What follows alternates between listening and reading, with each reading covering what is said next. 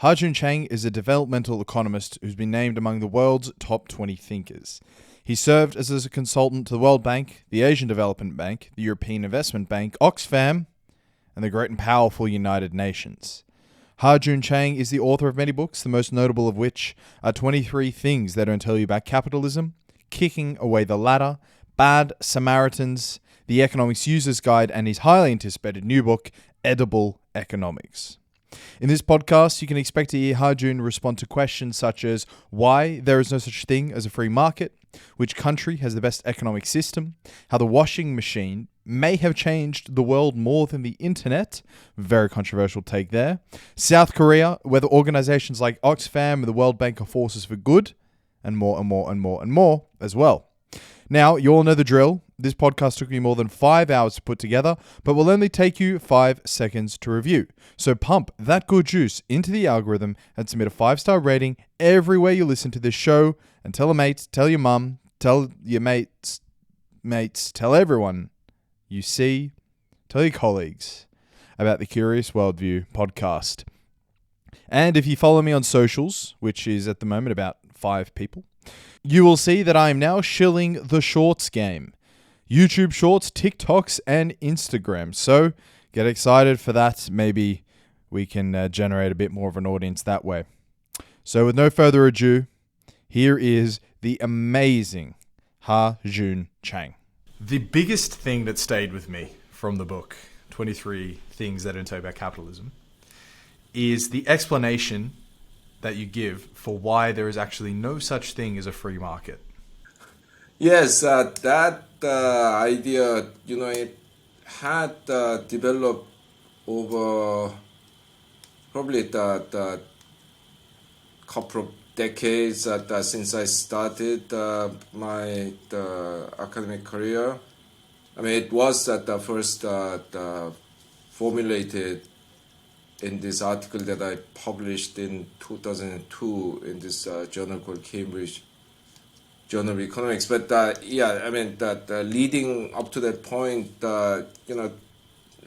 this was the late 80s, 90s, when I was at the first PhD student and then a junior academic. And at the time, the world was dominated by the most rigid kind of free market economics. And you kind of took it for granted that people knew what they were talking about, even if you don't agree with them. But when they were talking about the free market, but I realized actually what is the free market? Because you read the different gurus of free market economics, Friedrich von Hayek, Milton Friedman. They are all slightly different. Yeah? I mean, their definition of free market is actually not the same. So I got to explore this, think about this, and also doing work on economic history as a sideline. I realized that the notion of what is a free market has changed enormously over time. So in the 19th century, for not all, but many Americans, the free market included the free market in people.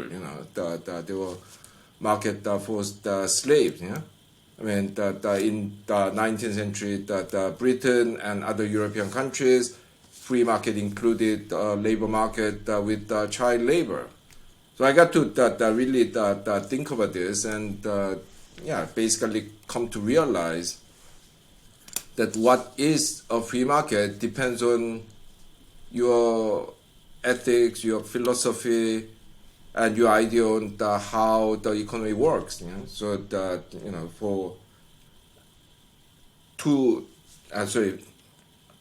for the same market, one group of people might say this is a free market, and others may say it's not. Take the case of child labor. When in the early 19th century, the reformers in Europe were trying to push for regulation of child labor. A lot of the free market economies were outraged because they thought that this was undermining the very foundation of free market economy, namely the freedom of contract. So their point was, look, these kids want to work, they need to work, these the factory owners that want to employ them, what is your problem? It's not as if these factory owners kidnap these children and use them as slave labor. It's that based on the free contract. Yeah? Now, if you take that view, you'd of course say that trying to intervene in the labor market by regulating child labor is anti-free market policy. But on the other hand, these days, not even the most ardent supporters of free market do not say that, oh, we need to bring back child labor so that our labor market can be truly free, because in the last couple of centuries, even these people have come to accept that, yes, the right of children to have a childhood and education has priority over freedom of contract. Yeah? Once you accept that, you don't even consider it as a regulation.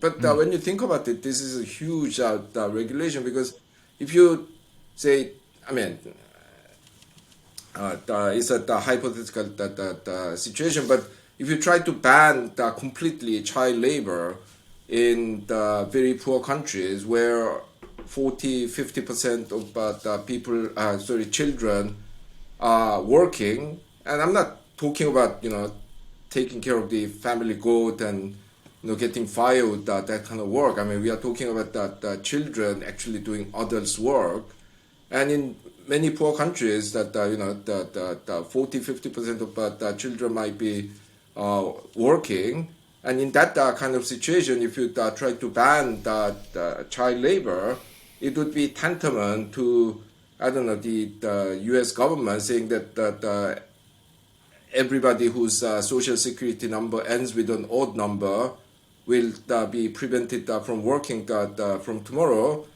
I mean, there'll be a riot. Yeah. So it's that kind of huge regulation banning child labor, but these days most people don't even see it as a regulation. Yeah? No one says that we don't really have a free market economy because we ban child labor. We have banned slavery. Yeah?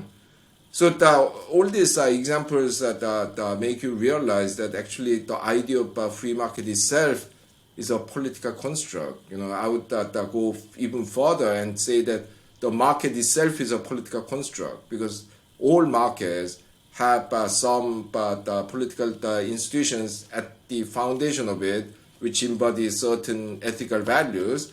So this means that there is no kind of scientific, totally objective way of drawing the boundary around the free market.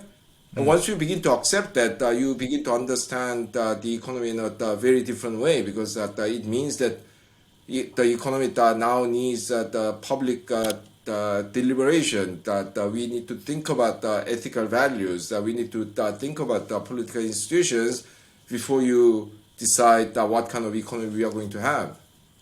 Maybe you could answer the question by giving an example of the US, like you do in the book. Basically, people might think that the US is as close as we've got to a sort of free market, capitalist sort of utopia, as close to the original philosophy as they'd come. But you realize that, wait a minute, as soon as the FDA is involved, that's regulation. That's not free market at play. As soon as you have immigration involved, that's a type of protectionism. That's regulation.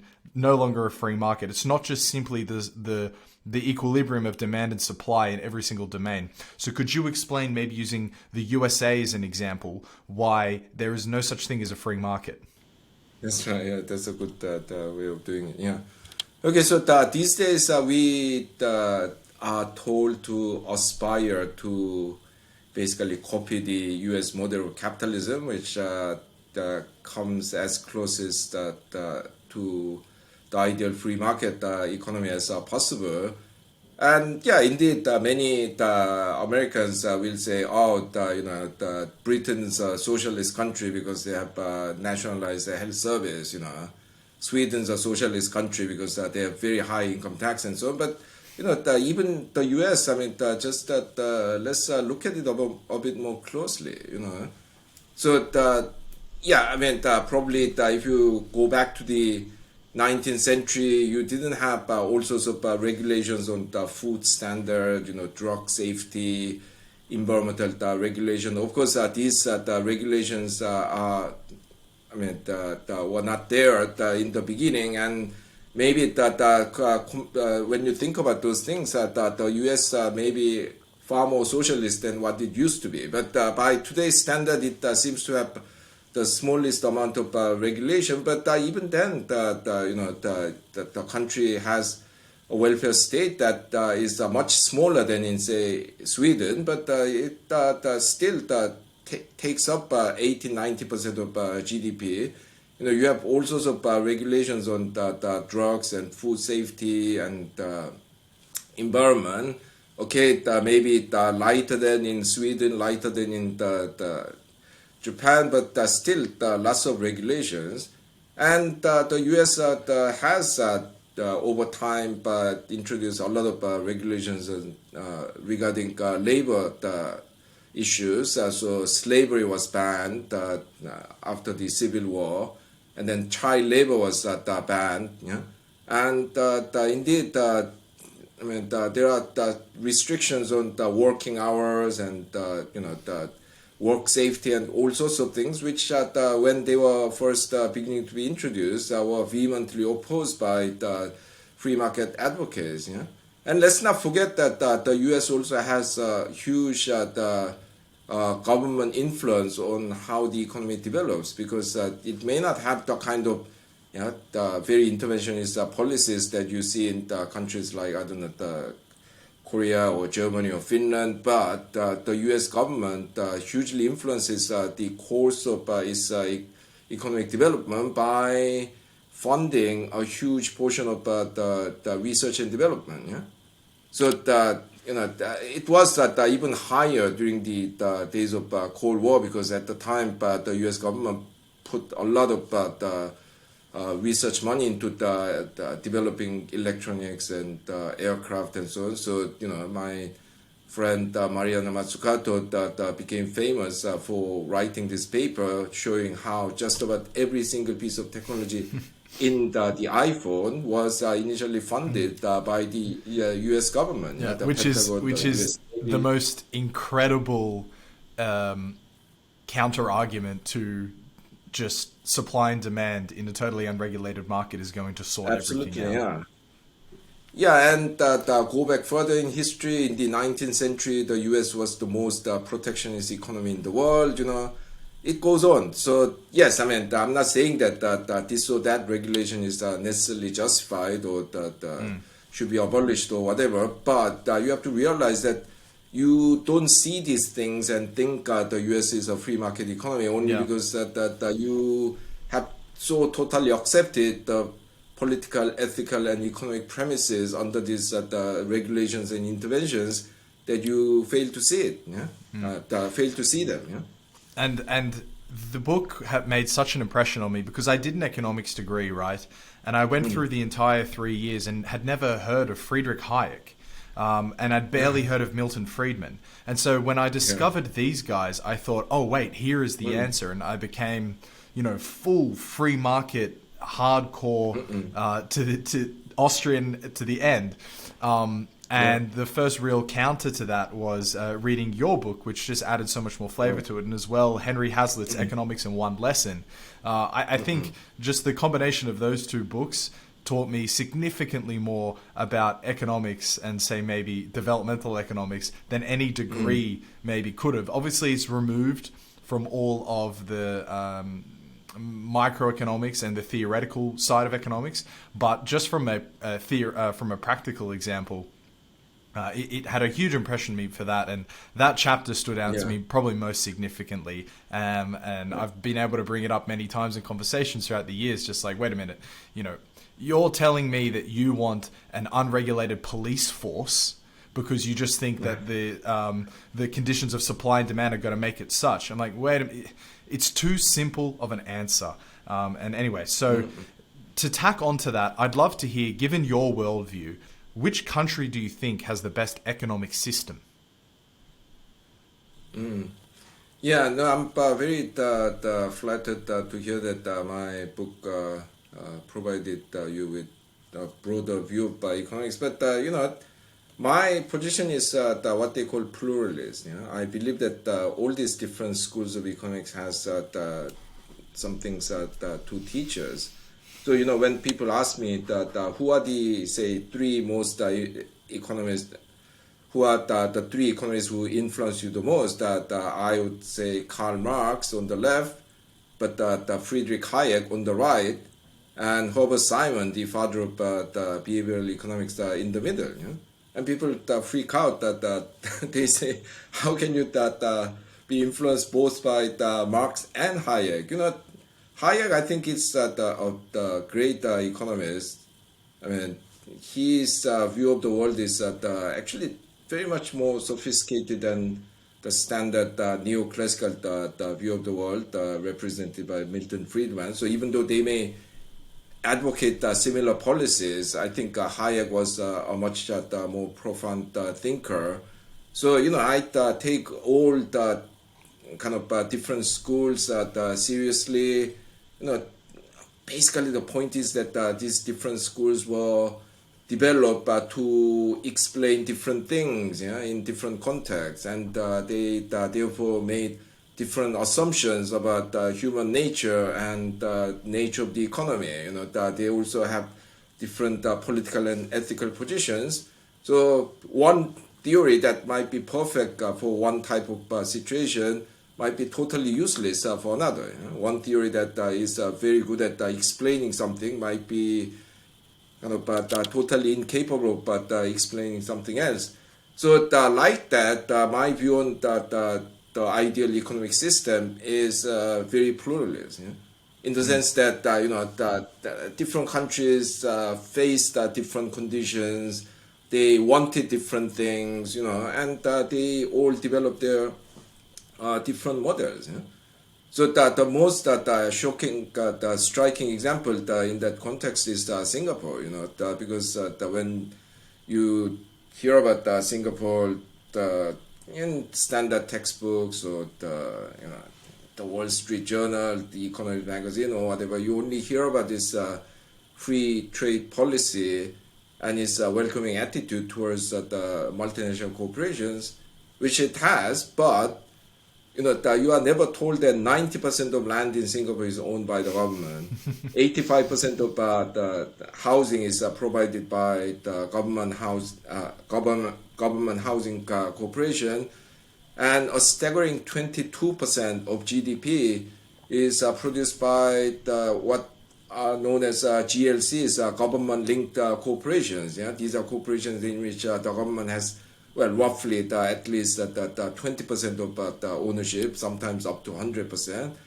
And I often challenge my graduate students, look, if someone told you to design the best economic system according to a particular economic theory, no one could have invented something like Singapore, because it's a mixture of extreme socialism and extreme free market economics. So all systems are like that. I mean, Singapore is a very extreme example because it had a very peculiar condition of being a city-state, very limited land, a lot of internal political conflict initially. So they came up with these ways of managing the economy. You had land and housing problems. So basically, without the government controlling it in some fashion, you couldn't have political stability, which was essential for economic development. You had that relatively limited entrepreneurial resources, so you had to invite foreign firms to come and teach you things. But on the other hand, you didn't want to completely lose control of your economy to foreign companies. So you set up a lot of state-owned enterprises, in shipbuilding, in semiconductors, and even the famous Singapore Airlines. So all other countries have developed their systems in that kind of way. But if you ask my preference, I think that the Scandinavian countries and other Northern European countries have probably got a system that I like the most. But that doesn't Why? mean that is necessarily better or correct. No, because they've been able to develop a system which combines the quite egalitarian the social arrangement and the dynamic, innovative economy. So I think they got the combinations right. Yeah, I mean the U.S. Might be innovative and dynamic, but it's the too kind of I mean, how can I put it? Harsh for people who do not belong to say top 20%. Yeah. I mean, the Bernie Sanders, some years ago, in his presidential campaign, famously said that if you want American dream, go to Scandinavia, yeah? Because the U.S. might have had very high social mobility up to say the 1950s and 60s, but the system has ossified, and now it has actually very low social mobility. Yeah?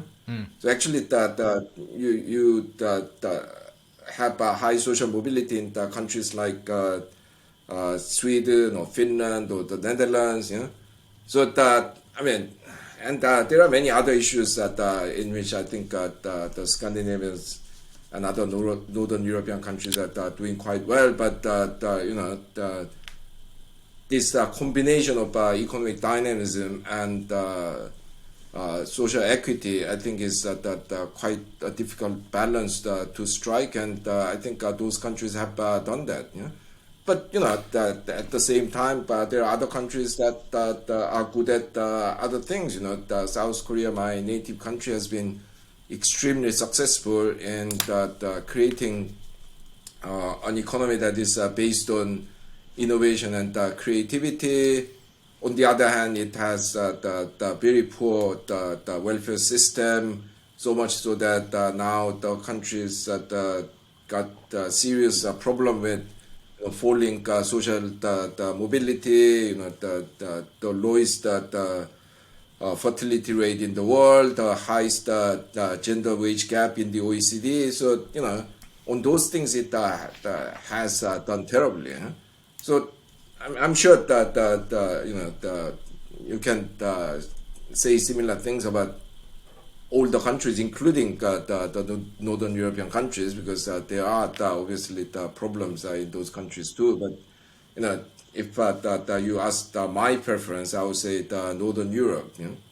But the other people have different political views and ethical views. So Clearly.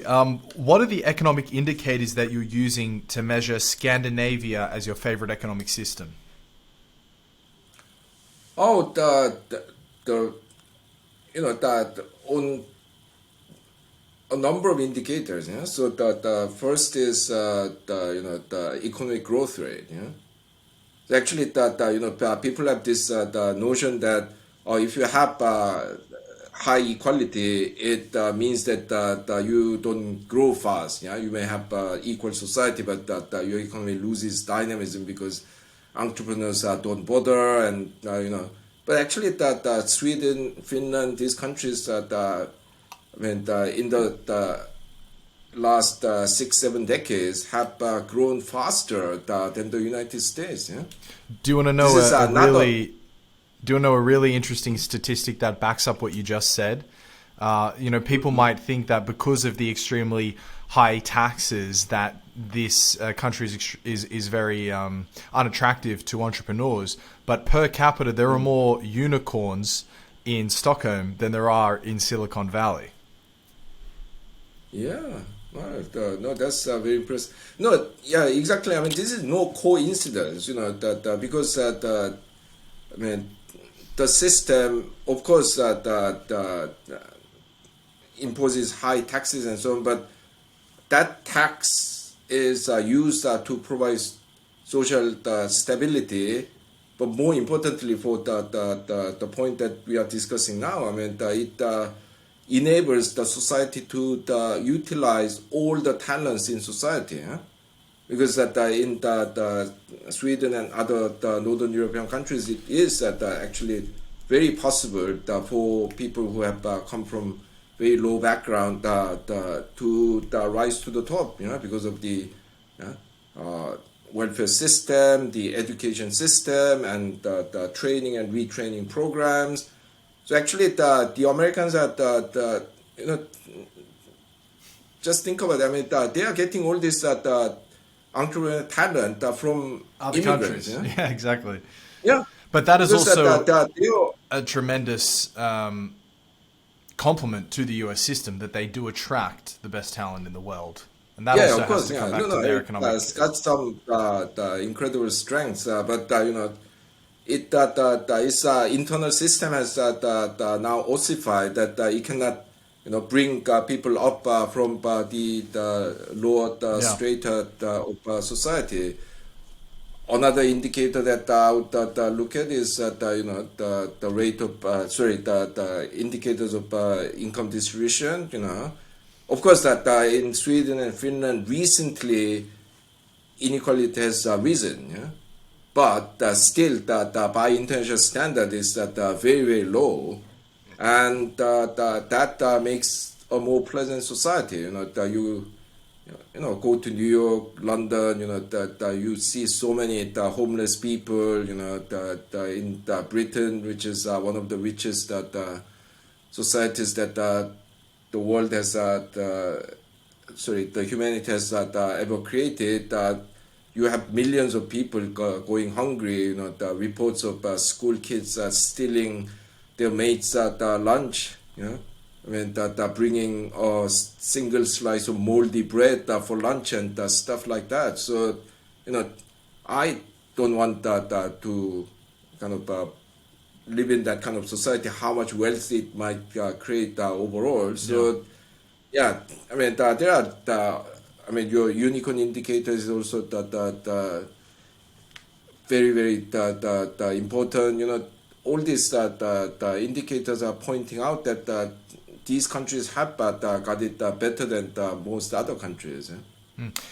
What about the cultural question here? It's also worth mentioning that Sweden is extremely homogenous.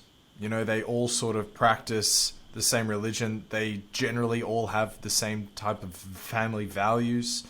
There is so little friction when it comes to people's worldview and sort of ambition for life within the Swedish society, which has to be this giant intangible reason why all these other things seem to work, why there is so much trust in the government to be willing to give 60% of your income, which is my fucking tax rate. It's a joke. But I'm here, right? And I decide to do it. So what about the cultural question? How does that feed into your economic worldview?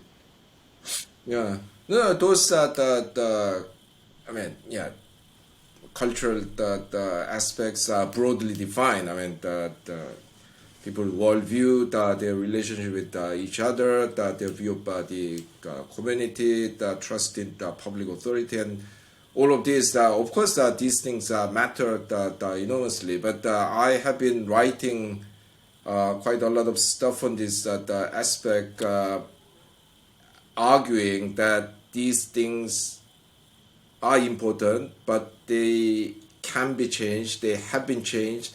Sweden itself is a very good example. In the 1920s, Sweden actually had the worst industrial relations in the world. Yeah? The country lost the largest number of working days in strikes per worker, yeah, in the world. Yeah? So it was a very conflictual society. Yeah? I mean, never mind the homogeneity. I mean, the homogeneity can actually make a society more conflictual because people might be far less willing to accept the high inequality in a homogeneous society. In the U.S., I mean, you have all kinds of immigrant groups and so on coming from different background at different times. So it's less kind of I mean, in that country, that people are more willing to accept a high degree of inequality because they think, oh, we are different from them. I mean, the ancestors have been here for a few centuries. We just came, in the last 20 years or whatever.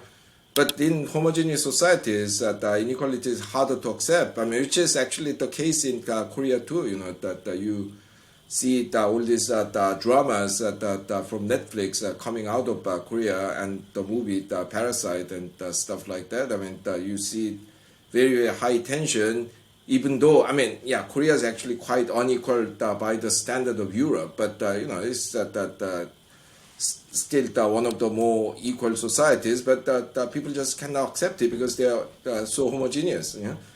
So anyway, going back to Sweden, in the 1920s, you had terrible industrial relations, and then the country had big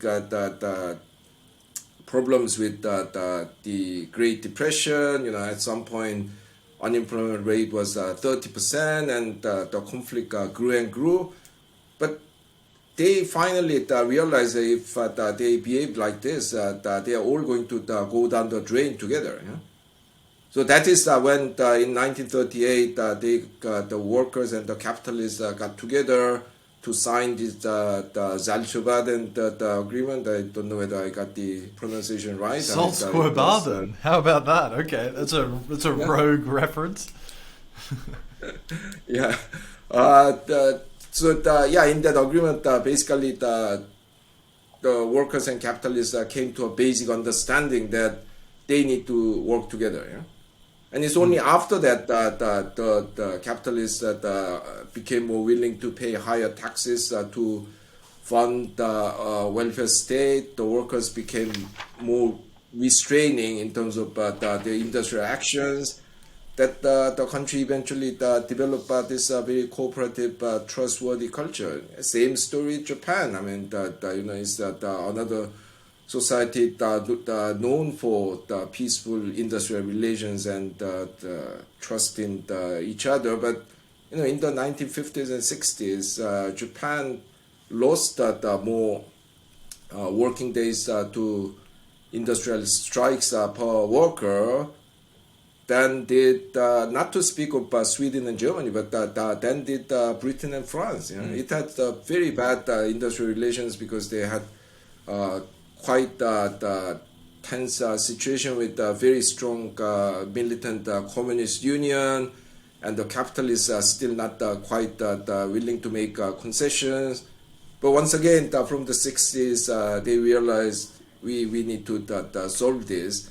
And the companies started creating, I mean, it was a very different arrangement from Sweden, but the companies that started creating what is known as lifetime employment for the core workers. They provided company welfare.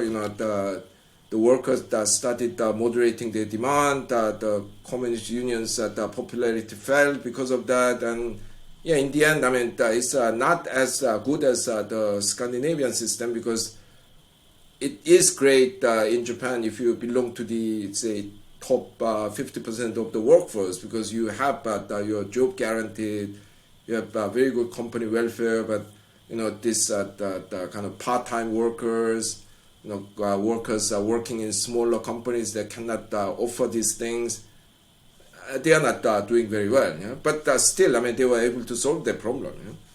So once again, the important point of a culture is that yes, it matters, but it can be reconstructed. It has been reconstructed, partly through these political efforts, but also through the very development of the economy, because when our material conditions change, people's attitude change.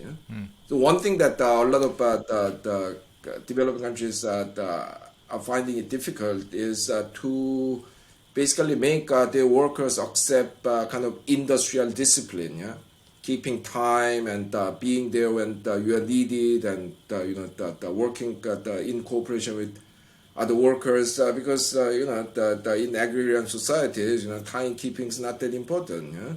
I mean, you are essentially working, except for a few major tasks, that you are essentially working alone. You are not tied to a production line and so on. So that people in agrarian societies have a very different attitude towards these things. And when they first start working in factories, I mean, they appear lazy and uncooperative and exceptionally individualistic and so on. And indeed, this was, as I cite in a couple of my works, this was the conclusion that this Australian engineer who visited Japan in 1915 drew. Yeah, he was invited by the Japanese government to advise on how to improve the productivity in Japanese factories, and he basically said, that these guys are just too relaxed. They don't keep time. They are lazy. And when I asked Imagine the saying that Japanese about the manager, Japanese. I can barely yeah, yeah, fathom that. yeah. Yeah, and when I asked the Japanese managers what are you going to do about it, that they said, "Oh, we cannot change national character." Fast forward 50 years later. I mean, this was 1915. 50 years later, the Japanese came to be known as worker ants. So, Exactly, yeah. when the society industrializes, more and more people learn this capitalist labor discipline and timekeeping, and their attitude change. Yeah? So while the culture is extremely important, I think the problem with the people who are advocating the importance of culture is that they usually think of it as fixed, national character coming from, if not 2,000 years ago, at least for the last few centuries. I think that needs to be corrected. The question of culture is extremely fascinating to me, and I'm sure you'll get a chance to speak about it again when we speak about your time at the World Bank. But there are other questions we need to address. So I would ask you to please, Sure. not as quickly as possible, but in a more terse manner, speak to me about the chapter on how we misunderstand inflation, because this seems like a very relevant question at the moment.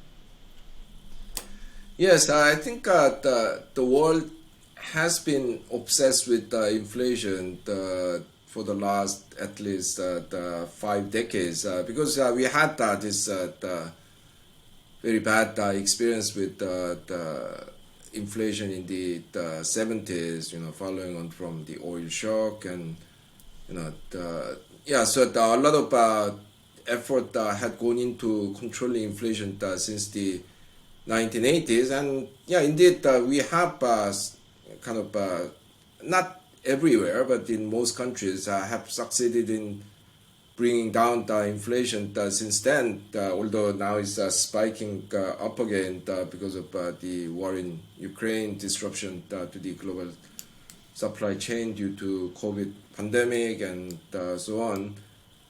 But the unfortunate thing is that this view of macroeconomic stability is too narrow. Because just think about it, in the last few decades, we may have had relatively low inflation measured by, consumer price index. That is basically the prices that we encounter when we go to supermarkets. But the world has seen so many macroeconomic instabilities because we had so many big financial crashes. So in the 80s, we had the Chilean banking crisis, you had the third world debt crisis, you had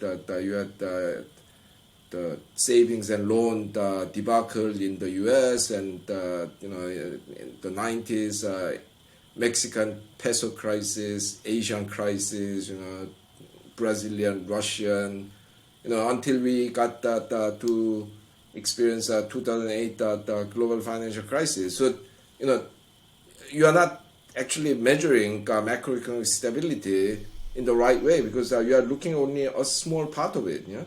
So the consumer price index, is important, but how about asset prices? I mean, in many countries, house prices in relative terms have gone up so much, but it's not included in the headline inflation rate.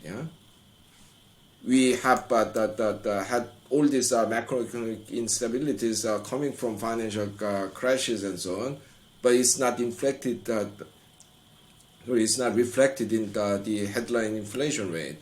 So my the problem is not so much that the macroeconomic stability is unimportant, but that we are measuring it in the wrong way.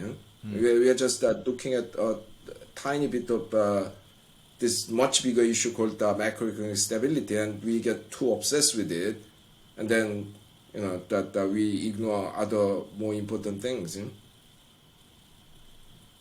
So what's the takeaway then? If you're an individual looking at an inflation rate of 6, 7, 8, 9%, and you're starting to really, really feel it every time you fill up your car or you go grocery shopping, what is the lesson within that chapter that you would want to impute onto the people?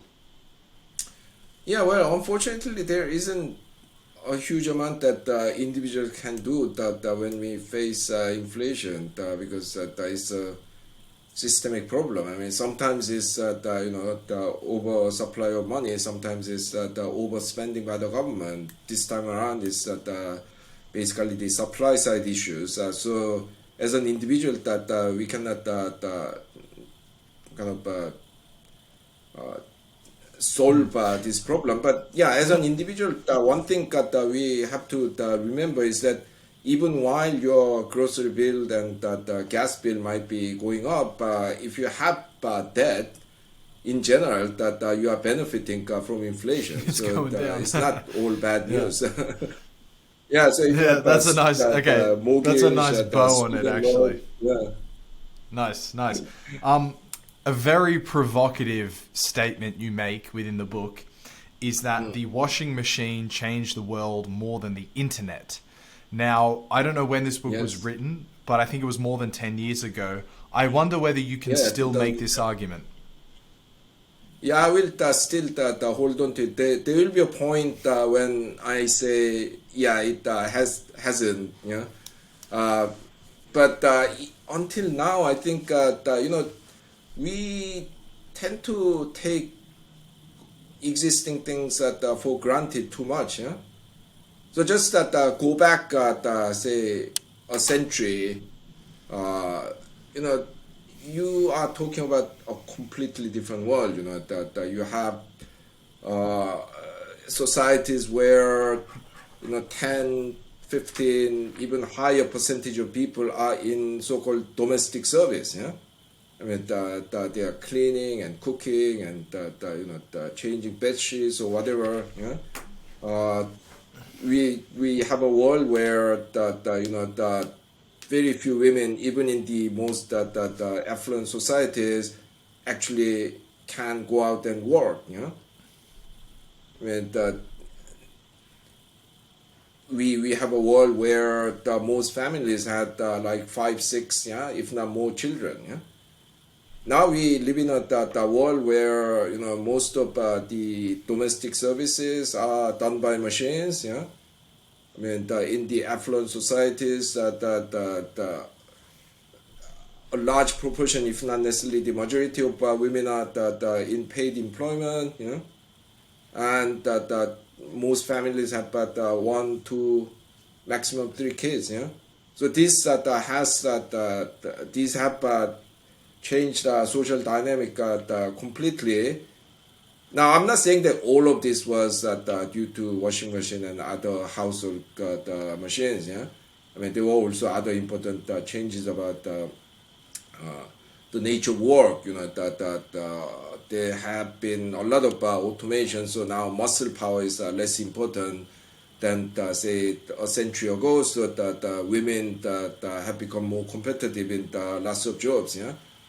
I mean, a lot of these the old traditional sexist ideas have broken down, and now a lot of women are going to universities, getting highly qualified, and so on. So I'm not saying this entirely because of these household machines, but those have played a very important role. So, are we, when we are comparing what the internet has done so far, I don't think that we are talking about the same magnitude of change yet. Maybe in 10 years' time, maybe 20 years' time, I'll say, now it has completely changed the society. That now I would admit that the washing machine isn't as important as the internet. But so far, it's beginning to influence now the factories and driving and lots of things. So we are getting there. But so far, it has mostly been on kind of the social entertainment side of things. Yeah, I mean, I love the internet because that I'm a No, very but it's much more than just social entertainment. I mean, how many people can do their job without a computer? no, no, that's true, but it hasn't yet reached a stage where a whole class of workers are just eliminated. Yeah, Obsolete. Yeah.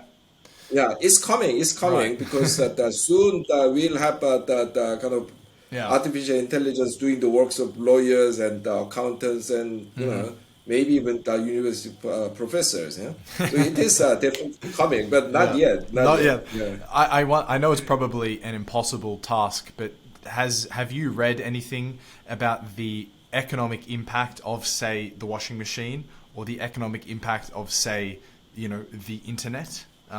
Has anyone done some grand study to No, I try don't and put think a anyone figure on has it? done it. I mean,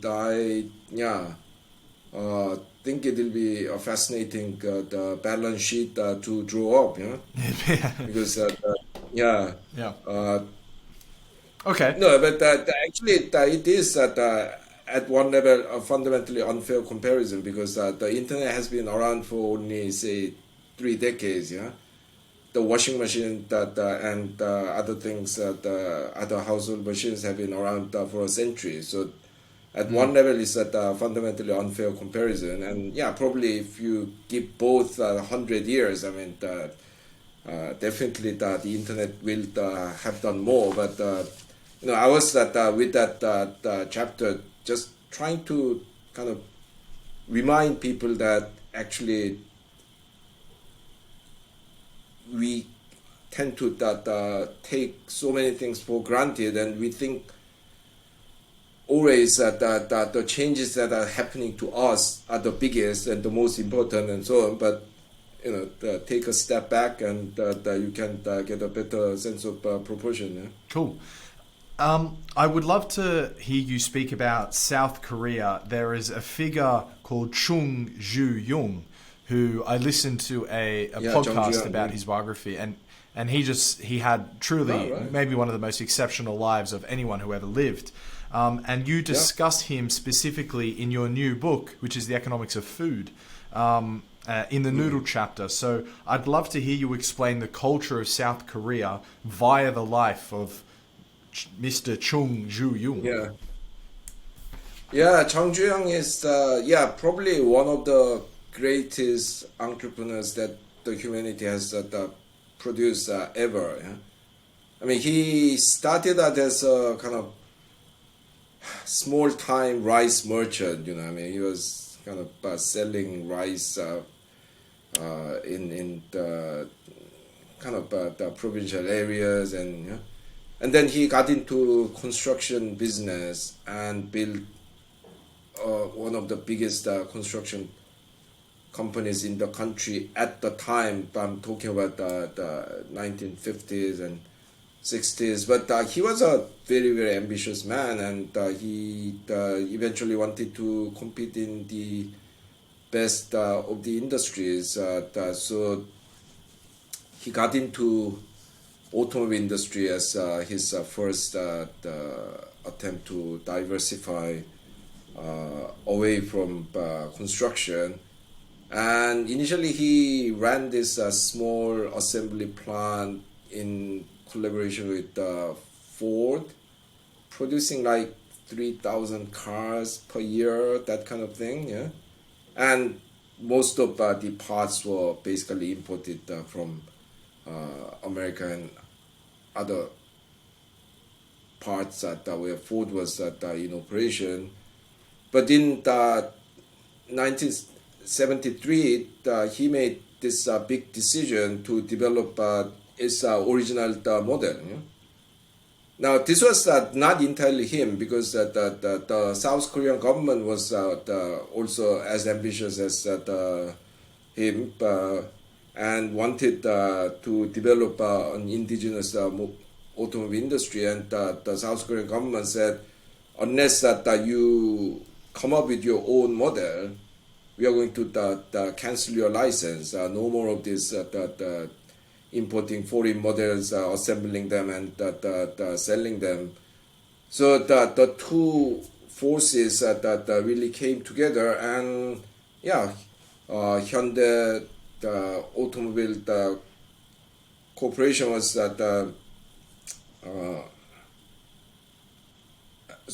came up with this local model called Pony in 1975 and went into production in 1976.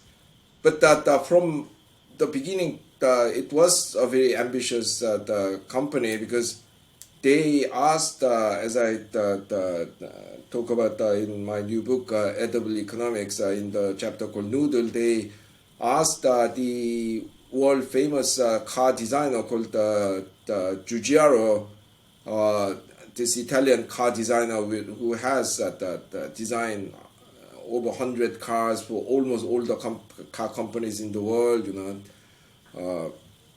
Volkswagen Golf and everything that you have heard of. So there was already this big ambition that we are going to be a world-class company. But in the beginning, it was a kind of pitiful side. In 1976, the first full year of production, Hyundai produced 10,000 cars. And in the same year, Ford produced 1.9 million cars. General Motors produced 4.8 million cars. So just imagine, if I took a time machine, went back to 1976 and told people, look, there's this two-bit the automobile company in the kind of lower middle-income country called South Korea, which produces 10,000 cars a year, but give it just over 30 years, it will be bigger than Ford. In less than 40 years, it will be producing more cars than General Motors. People would have put me in mental hospital.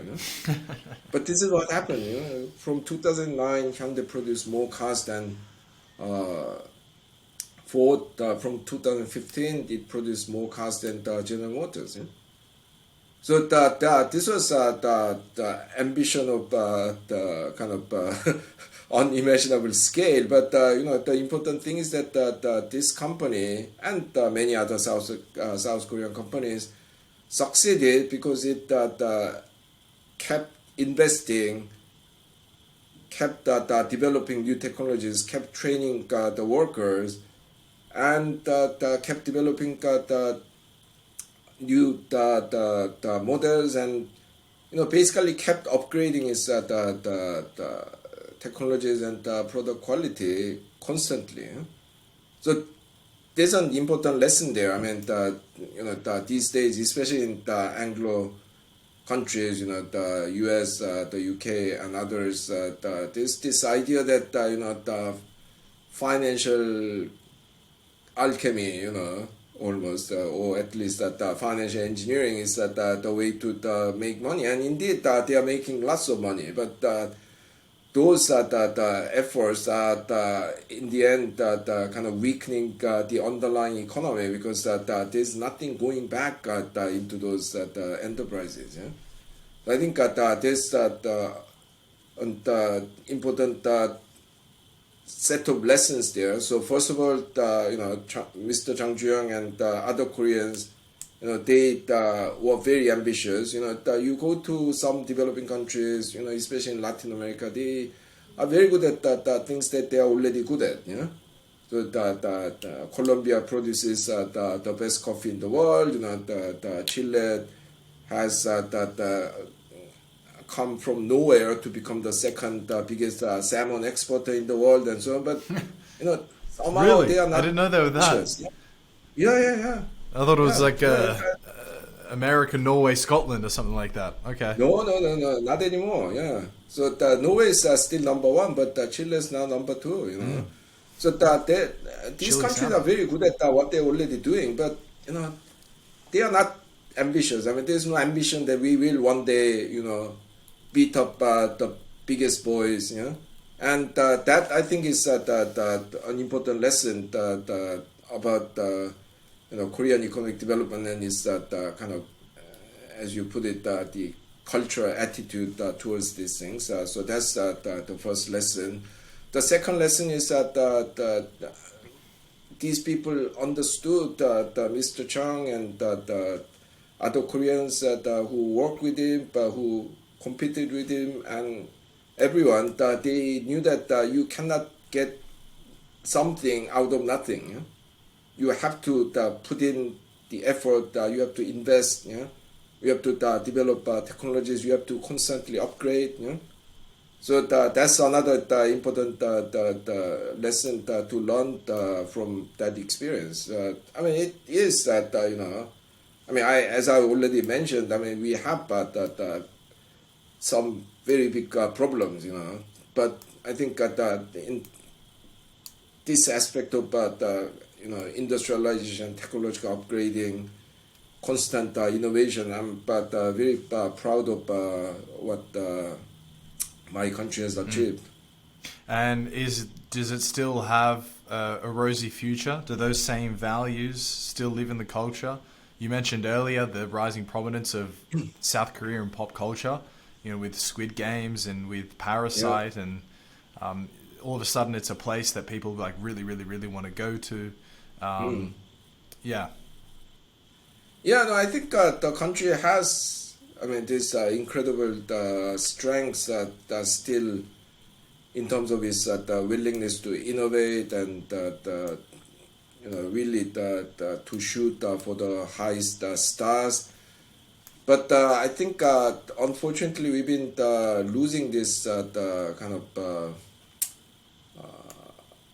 ability to mobilize all of society's the talents. Yeah, because in the until the 80s, yeah, maybe even the early 90s, it was literally possible to be born in the poorest family in the country and become, the republic's president, Supreme Court judge, the top scientist, because we at the time had the very flat social structure. The old feudal hierarchy was destroyed first through Japanese colonialism, and then the Pacific War, and the Second World, the Korean War, and the land reform, and so on. So that, and then we had quite a meritocratic education system. So you were able to utilize all the talents that are in the society to create some incredible things. Mr. Chang Ju-young being a very good example. Yeah. But now the society is ossifying. That's the kind of thing you are seeing in Parasite, Squid Game. I mean, lots of the recent Korean dramas. Yeah, so now the younger generation, they feel very frustrated because unless they come from the top, say, 10% of families, they have so many obstacles to realizing their the dreams and expanding their talents. So I think we need to get that right through a better welfare system, reform of the education system, and so on. But yeah, I mean you know, I mean somewhat ludicrous ambition that enabled people like Mr. Chang and other big Korean entrepreneurs and the policymakers of the earlier years is still there. So I live in hope. Yeah. Nice. There is a really interesting question on economic development that I wanted to ask you. You've been a consultant to the World Bank, the Asian Development Bank, the European Investment Bank, and as well as Oxfam. So from working with all of these different organizations, what is something interesting that you've learned about economic development? Yeah, I think one important thing to bear in mind when we talk about these big organizations is that they have this big kind of headlines, that decided by the top people, but these are very large and complex organizations. So actually, that what they are depends on which part you look at and which part you work with. You know? So the World Bank, as a kind of corporate policy, might state that we are going to I don't know, liberalize trade all over the world. We are going to privatize everything. But actually, when you work with people who work there, who are in charge of a particular country or particular sector, particular aspects of policy, whether it's social policy or trade policy, actually you meet very diverse people. You know? And in that sense, my sample is biased because people who don't like what I say wouldn't have asked me to work with them. Yeah? So it's people within those organizations who are interested in listening to something different, listening to the unusual point of view that I have worked with, and I have had very good experiences with those people. But the problem with these big international organizations is that they are, in the end, a very politicized organization. Yeah? So whatever good policy that people lower down come up with, if it doesn't match the top corporate kind of vision, then they get ignored. So people often ask me, "Oh, you have been criticizing the World Bank for decades, and how can you work with them?" I say it's very easy because I criticize their headline policies, but actually what I do with this economist or that department in the World Bank, I'm very happy with, because these are, in the end, very pragmatic people. They want to help this country, help their sector, help this group of people, and then we try to find a way to do that in the best possible way. So yes, I mean, my overall experience with these people have been good, but I mean, the problem is that this is a very biased sample. Can you give an example of when the recommendation you made went against the sort of headline politics? I mean, isn't the whole idea of a World Bank to be politically agnostic? Can you give us an example? Yeah, no, I mean, what's there? I mean, yeah, for example, one side work with a group of World Bank economists to kind of develop more kind of nuanced understanding of deregulation. This was in the mid 1990s, when the World Bank headline policy was, you deregulate everything you can think of, But there was this group of the World Bank economists who are not happy with that kind of, bulldozer approach, and they contacted me asking me to write research paper to provide a more kind of, if you like, multi-dimensional and nuanced view of regulation. So yeah, I wrote a research paper saying that yes, I mean that sometimes deregulation is good, sometimes it's even necessary, but you need to make this decision sector by sector, country by country, because there's no economic theory that says the more deregulated your economy is, the better it is. So I was trying to explain what kind of things that you might consider when making a decision as to whether to deregulate the particular sector, particular industry. Yeah, so they were very happy with the report, but I don't know what kind of impact it had internally. I mean, Yeah. they must have used it to make their case, but who knows? I mean, it's a huge organization. These were just a small group of people. Yeah. Speaking of these international banks that are supposed to be apolitical, what's your take on foreign aid?